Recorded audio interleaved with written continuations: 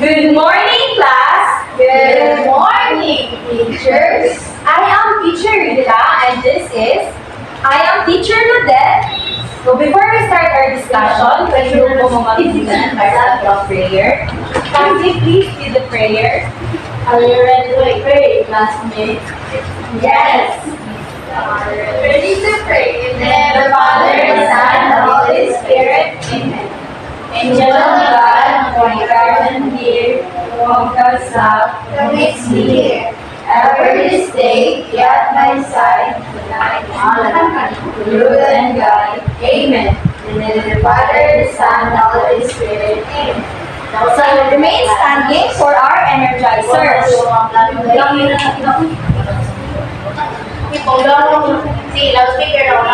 So, and the lead, please lead the energizer. So, also ka ng energizer na ginagawa ako. Go. So, follow class. Please in front. Head, shoulder, knees and toes, knees and toes. Head, shoulder, knees and toes, knees and toes. Head, eyes and ears and mouth and nose. Head, shoulder, knees and toes, knees and toes. So very good. So okay, so now I know excited na kayo sa discussion, but before we jump into our discussion, si Teacher Ludette. So, karon kay magtuwa sa ka. So, kilalanin mo. Ito ay isang tapak ng lupa. Please research. Ito ay isang tapak ng lupa sa ilalim ng katubigan na namayakapin sa mga. Ito ay pinag-uugnay ng mga tulay ng lupa noon ay lumitaw dahil sa pagbaba ng level ng tubig sa karagatan. Unsod ng pagkulog ng yelo sa ilalim ng bahagi ng mundo. So, gamit ang mapa na ito, unsa magkakaroon ay idea about sa akong topic na itapos karong Cassie, continental shelf. Very good, continental shelf. Uy, kapit lang sa visual sa recording.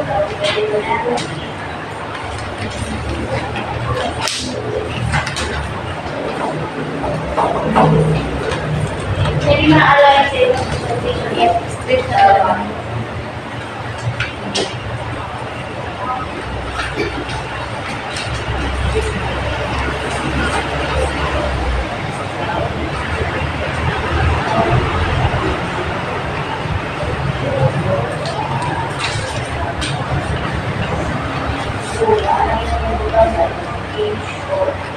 So, ang continental shelf ay kahit ito ay isang tipa ng lupa sa ilalim ng katubigan na nakakabit sa mga kontinente. So, ngayon class, si Teacher Rita na po ang maghatag sa inyo activity. Okay, so na-excite ka mo sa activity? Yes, excited! So, karon kay i-group na mo into two groups. So, kanang na-activate map. And then, inyong pangitaon ang lugar na nasa map nga nakadugtong sa inyong pangitaon sa map ang lugar na nidugtong sa Pilipinas.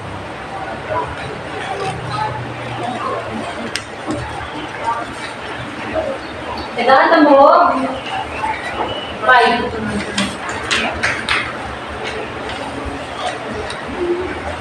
Pwede lang.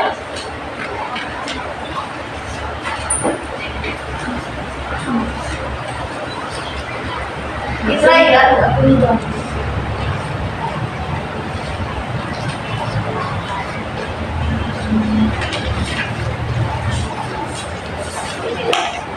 Wait, may ko gusto nila lang search nila kasi.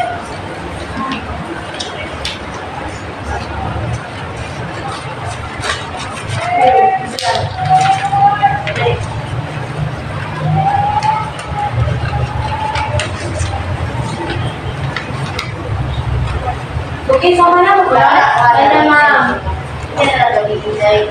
So, karon na ako mga question. Sa atong paglakbay, isa man ang mga lugar or mga bansa nga nakatugtong sa mapa ng Pilipinas. Okay, Katnia from the group 1. Indonesia. Very good, Indonesia. So, kanang Israel. Taiwan. Very good. Isa pa good. Kasi, Australia. oh, Australia. Nasa Australia. Group 1 gihapon. Indonesia. Very good. So, ang nakuha sa points kay ang 2 points ang group 1, then 1 point ang group 2. So, guys, very good clap ang group 1. Group 2. One siguro individual. One story. Okay, energize ang si Charissa. So, ano, okay. Unsa yung feeling nyo when nag-agto ka sa mga lugar na unsa yung mga entrance or unsa yung mga balakid na inyong appeal. Ang pagtanong sa Bukapoy kayo magsikabog-kabog, no? So, then karon kay i-discuss ni Teacher Ludette.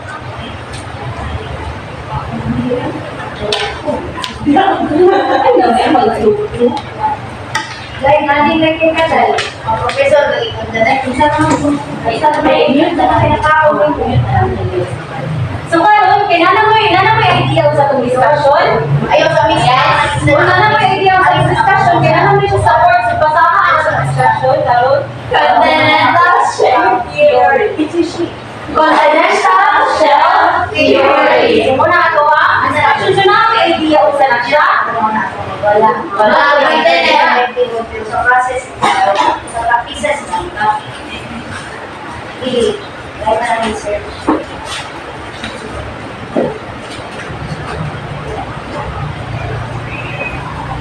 So please read. Alam sa dating ng nakausling bahagi ng liwanag ng Asya. Ang paglitaw ng tulay, Hindi lamang sa babay ng yelo dahil sa paglinid nila. Muli ay natunaw ang mga yelo at ang mga tulay ay lumubog muli na nagigit sa lalang na kaliwalay ng solo. Okay, so karon ihatag na po ka. Sure to that kita will discuss na namin sa namin. So, may bawa na ba mo class sa mga countries na Kaya sa kapon, tong extension line ng lupa sa Pilipinas. yes.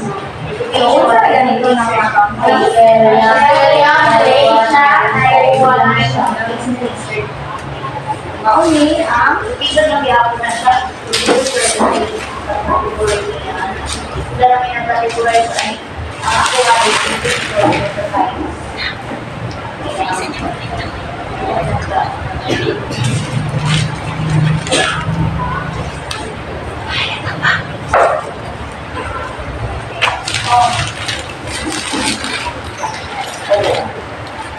Tonight, this is going to be a open dream.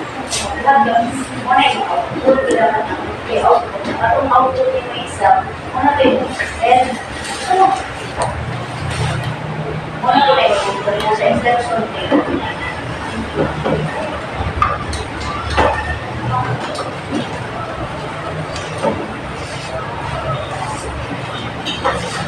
Ito sa dito siya, fisheries, may science. Natural science, fisheries.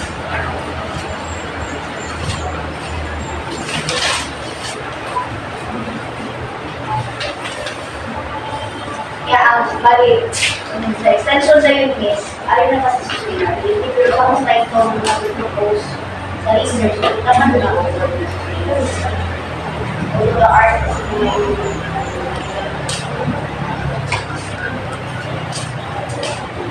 kapag-gandami natin. Hidden agenda.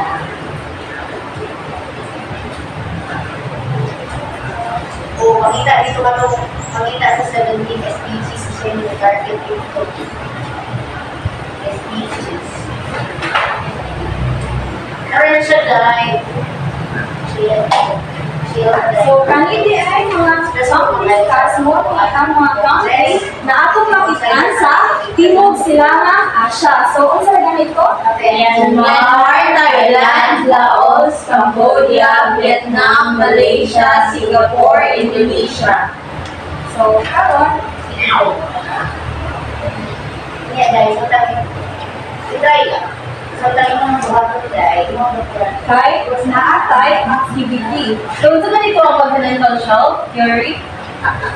Isang malaki na kausay bahagi ng lupalo ng Asya. So, ang continental shelf theory di ay is a land na naa sa ilong sa dagat na when nagtuyok or when nag-gravity sila, mga kaning continental shelf theory, kaning land na nasa ilong sa dagat kay walang siya umaray. So, muna na siya ang continental shelf theory. So, karon kay naatay Pero may bawang imong itinandan na dahil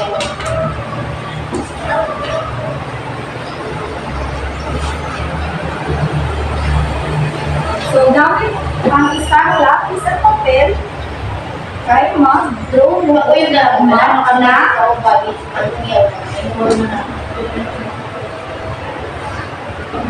Isa rin. Sir, lagyan ito ng label na continental shelf. So, I will give you 5 minutes to answer. Wait, chat na ko si Don. Christian before. And I close. Ibigla niyo mo. I-try ko sa ako. I-chat ko siya na ako. Natapos sa error.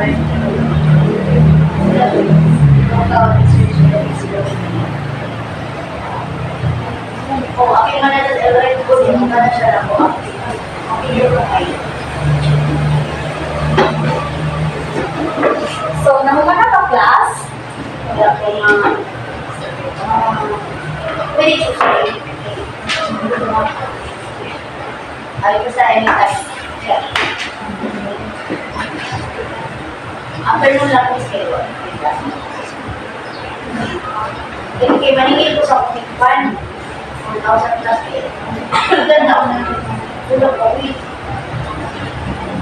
Wala ko yung lang.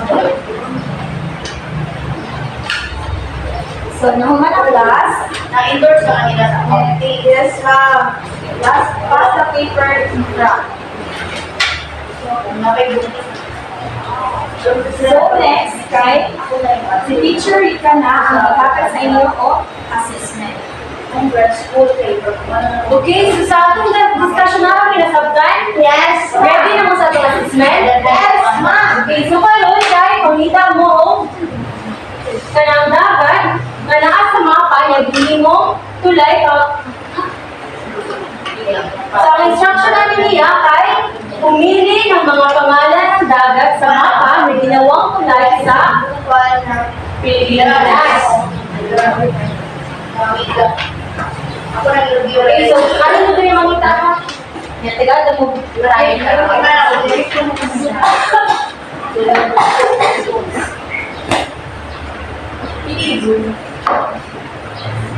Ako nag-bisig ko ng design ito.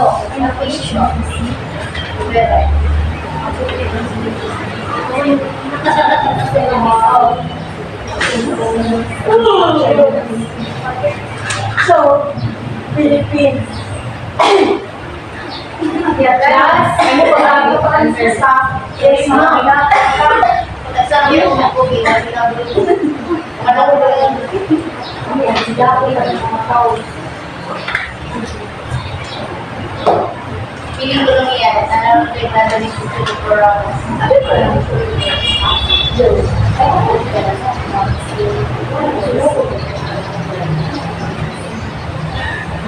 Iba magdana ko naman ang ito. Pero mas grabe ko kaya start ng bilang sa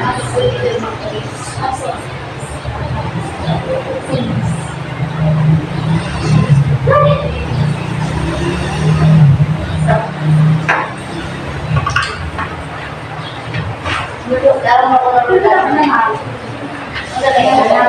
Alam mo? Okay, mag-checking na ka. So, isay mo answer. Sino yan? Charis! sa una dahil Obvious na. Solo C. Ano ang solo C? Ramay. Itudlo, sorry. Try. Yung kabot. Very good. So, today we got the chalice. Finish lang. Very good. So, this is my monster. Cassie. Oh, ito lang sa sila. Very good. At isa pa. Diba? South China Sea. Oh,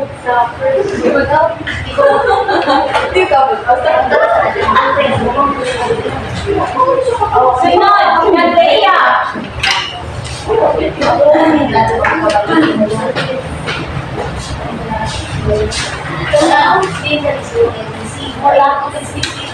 Okay. So, kung saan dito ang mga dapat na sa one? South China Sea, Malacca Sea. Number 5, Philippine Sea. Philippine Sea, then Pacific Ocean. Okay, very good. So, karon, pareho po pula sa inyo. Takda. Quaderno. Pareho po pakita. Wala yung mga ilan sa computer. Basahan sa nila.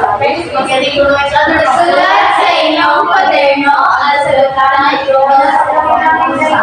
Bakit mahalaga ang laban ng pinagalan ng ating bansa?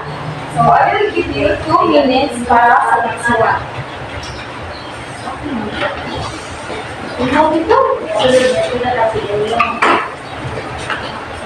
So, naman na class. Yes, ma'am.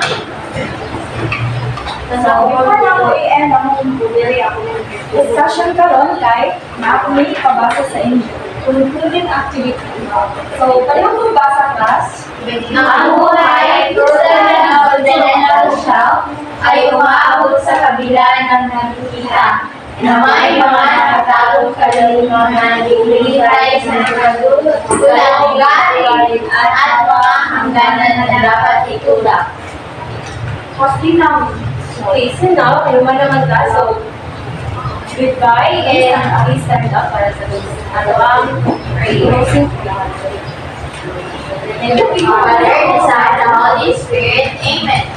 Our Father, who art in heaven, hallowed be your name. Magandang holy that on earth as it is in heaven. Give us this day our daily bread and forgive us our sins, as we forgive those who sin against us. And against us from the trials of evil.